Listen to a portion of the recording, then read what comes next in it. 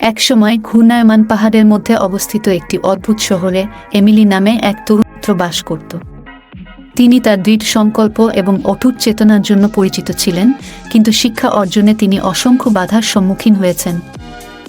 সীমিত সম্পদ সহ একটি বিনয়ী পরিবারে বেড়ে ওঠা এমিলির স্বপ্নগুলি প্রায়শই নাগালের বাইরে বলে মনে হয়েছিল। চ্যালেঞ্জ সত্ত্বেও এমিলি পরিস্থিতি তার ভবিষ্যৎ সংজ্ঞায়িত করতে দিতে অস্বীকার করে। সে তার অধ্যয়নে তার হৃদয় এবং আত্মা ঢেলে দিয়েছে, তার ক্লাসে উৎকর্ষের জন্য মধ্যরাতে পড়াশোনা করেছে। যাই হোক, তার যাত্রা বিপত্তি ছাড়া ছিল না। সন্দেহ এবং ভয় তার মনের মধ্যে হতাশা তৈরি হতো, যা তার উচ্চাকাঙ্ক্ষা লাইনচ্যুত করার হুমকি। একদিন বিশেষভাবে চেষ্টার সময় এমিলি লাইব্রেরিতে একটি পুরানো বইয়ের উপর হোঁচ খেয়েছিল। এর শিরোনাম অধ্যবসায়ের শক্তি তার নজর কেড়েছিল। যখন তিনি এর পৃষ্ঠাগুলি উল্টিয়েছিলেন, তিনি সাধারণ ব্যক্তিদের গল্প আবিষ্কার করেছিলেন যারা নিছক সংকল্পের মাধ্যমে অসাধারণ বাধাগুলি অতিক্রম করেছিলেন। এই গল্পগুলি দ্বারা অনুপ্রাণিত হয়ে এমিলি নিজের কাছে একটি শপথ করেছিলেন, সামনের পথ যতই কঠিন হোক না কেন তিনি কখনই হাল ছাড়বেন না। নতুন দৃঢ় সংকল্পে সজ্জিত তিনি প্রতিটি চ্যালেঞ্জকে নতুন করে শক্তির সাথে মোকাবিলা করেছেন।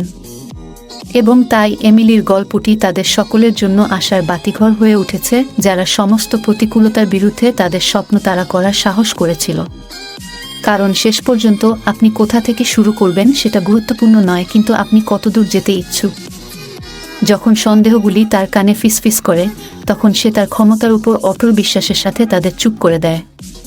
সময়ের সাথে সাথে এমিলির কঠোর পরিশ্রম ফল দিতে শুরু করে। তিনি তার ক্লাসে শীর্ষ গ্রেড অর্জন করেছেন, তার শিক্ষকদের দৃষ্টি আকর্ষণ করেছেন। প্রতিটি কৃতিত্বের সাথে তার আত্মবিশ্বাস বেড়েছে। অবশেষে সেই দিনটি এসে গেল যখন এমিলি একটি গ্রহণযোগ্যতাপত্র পেয়েছিল, যার স্বপ্ন সে দেখছিল, তার স্বপ্নের বিশ্ববিদ্যালয়ে পড়ার প্রস্তাব। আনন্দের অশ্রু তার মুখ দিয়ে প্রবাহিত হয়েছিল, কারণ সে বুঝতে পেরেছিল যে সে যে প্রতিটি পরীক্ষার মুখোমুখি হয়েছিল তা কেবল তার সংকল্পকে শক্তিশালী করেছিল। তার ভবিষ্যতের দোরগোড়ায় দাঁড়িয়ে এমিলি তার যাত্রার প্রতিফলন ঘটায়। তিনি জানতেন যে সাফল্য কেবলমাত্র গন্তব্যে পৌঁছানোর জন্য নয়, পথের সাথে শেখা পাঠ সম্পর্কেও। অধ্যবসায় এবং সংকল্পের মাধ্যমে তিনি তার স্বপ্নকে বাস্তবে রূপান্তরিত করেছিলেন।